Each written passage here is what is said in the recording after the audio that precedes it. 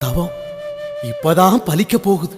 18 படியை தாண்டியவருக்கு ஒரு பரிசு கிடைக்க போகுது. அது என்ன பரிசா இருக்கும்?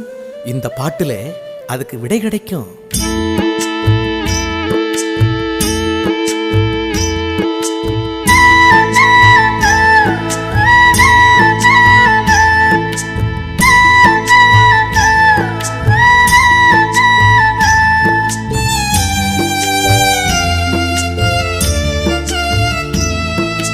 பார்த்து பார்த்து பரவசமானேன் சுவாமி, பார்த்து பார்த்து பரவசமானே.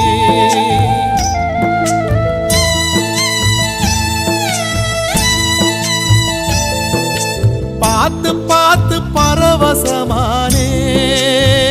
சுவாமி, பார்த்து பார்த்து பரவசமானே. காத்து